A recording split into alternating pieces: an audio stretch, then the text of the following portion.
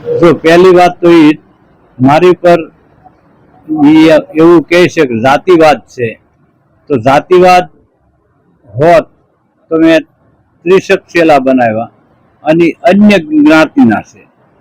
4 આશ્રમ છે: સરખેજ, જુનાગઢ, વાંકિયા અને નર્મદા. 4 આશ્રમ મારા હાથમાં અત્યારે છે. તો 4 આશ્રમમાં અલગ અલગ જ્ઞાતિના સંતોને મૂકવામાં આવ્યા છે. જો જાતિવાદ હોત તો બીજા સંતો છે એ મારી જે જાતિ છે એના નથી, એ તો અલગ જ્ઞાતિના છે. વાક્યા છે તો પિતાંબર ભારતી, એ તો રાજપૂત ગરાસિયા દૂધનું દૂધ છે. વિશ્વનાથ ભારતી નર્મદા છે, એ બ્રાહ્મણનું શરીર છે. રહી વાત મહાદેવ ભારતીની, એ એક મારા જ્ઞાતિમાંથી આવ્યા હતા. તો બાકી બીજા અવધેશાનંદ ભારતી છે એ પટેલ સમાજમાંથી. પરમેશ્વર ભારતી જુનાગઢ રે, વાંકિયા રે, નર્મદા રે, એ પટેલ સમાજમાંથી છે. વિરેયસ છે, જુનાગઢ જ વધારે રહે છે. તો મેં કોઈ જાતિવાદ કર્યો નથી. ને રહી વાત બીજી, આક્ષેપો કોઈ પણ વ્યક્તિએ કર્યા એ ઠીક છે. જે રીતે આ લોકોને એવું લાગ્યું આક્ષેપ કર્યા, પણ મેં પણ એને ઠપકો દીધો કે આપણે આવું કરવું ન જોઈએ અને આપણે આવું કરવાનું કઈ થતું નથી. કોઈ પણ ના અંગતમાં જીવનમાં હું દાવા માંગતો નથી અને માગે પણ નહીં. બરોબર, એની રીતે એ જીવન જીવે અને મારી રીતે હું જીવન જીવું છું. બરોબર, પહેલા આક્ષેપો એને મારી માથે કર્યા હતા, એટલે મારા સમર્થકો એની માથે કર્યા. આ એકાબીજાનું ઘર્ષણ, એકાબીજાનો અહમ ટકરાય છે.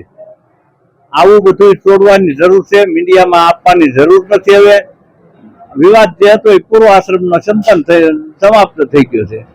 રહી વાત ગુરુ શિષ્યની પરંપરાની હતી, કારણ કે એને મીડિયામાં વાણી વિલાસ કરી અને કીધું કે હું આવાને ગુરુ માનતો નથી. તો હું એ ગુરુ મને ન માનતો તો હું શિષ્ય તરીકે સ્વીકારતો નથી. બરોબર. તો બીજું એને અહીંયા જ્યારથી ભારતી બાપુ બ્રહ્મલીન થયા ત્યારથી ભારતી બાપુ હતા તો કાંઈ કોઈ વિવાદ ન કર્યો. ભારતી બાપુનું શરીર શાંત થયું પછી પહેલી ગુરુ પૂનમ આવી 2 મહિના પછી, એને નોખી ઉજવી. નહીં તો ભારતી બાપુની સમાધિ જુનાગઢ છે, તો પહેલી ગુરુ પૂનમ જુનાગઢ ઉજવવી જોઈએ. સાથે સાથે એક પણ મારો ફોટો, ત્યારે તો કઈ વિવાદ નહોતો, મારો ફોટો ન નાખ્યો કે મને પત્રિકામાં ક્યાંય ઇન્વોલ્વ ન કર્યો. તો એવું મેં કર્યું કે એને પ્રથમ શરૂઆત એ ટીકા ટિપ્પણી બધી બંધ કરાવી દીધી. એને નહીં કઈ કરવાનું, મારે કઈ નહીં કરવાનું. મારી હાજરીમાં આયા તો ડેલી ખુલ્લો છે. અનેક વ્યક્તિઓ આવતા હોય, અનેક ભક્તો આવતા હોય, એમાં કોઈ આવી ગઈ અને એને કર્યું છે. ના ના, એને પૂછવામાં આવ્યું હોય, પૂછવામાં આવ્યું છે. લોક તો ત્યારે લોક હતા જ નહીં, ત્યારે ખોલી નાખ્યું. રૂમ તો કોઈનો નહોતો.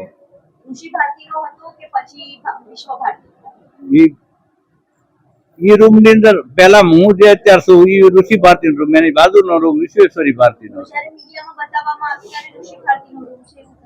ના ના, બાજુનો રૂમ. હવે એ બધા નિવેદનોમાં પડીને કોઈ ફાયદો મતલબ નથી.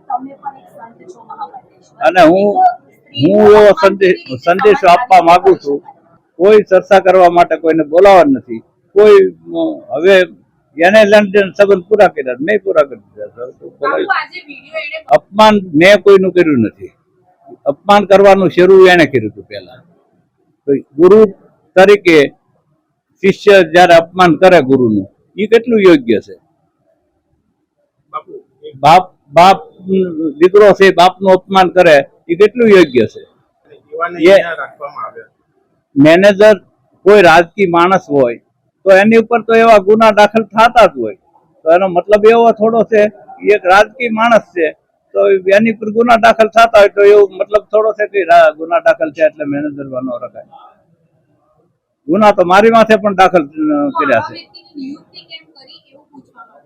નિયુક્તિ તો એને મારી પાસે આવ્યા અને મને કીધું હું મેનેજર મરાવ, મેં કીધું અને એમ ના ન પડે. મારો શિષ્ય છે, મારો શિષ્ય છે અને બધાએ ટ્રસ્ટીઓ મળી ચેરિટીમાં, મતલબ ટ્રસ્ટીઓ બધા મળી ઠરાવ પાસ કરીને ગુનો એને ટ્રસ્ટી મેનેજર તરીકે રાખ્યો. આવતીકાલનું આયોજન બસ રાબેતા મુજબ ભજન અને ભોજન સિવાય કાંઈ નહીં. લઘુરુદ્ર છે કાલે, અને અવંતિકા ભારતી બાપુની સમાધિનું પૂજન થશે, અને સાથે દિવસે લઘુરુદ્ર છે, રાતે સંતવાણી છે. બસ અહીંના જે થાય છે એટલા જ, બાકી કોઈ નહીં.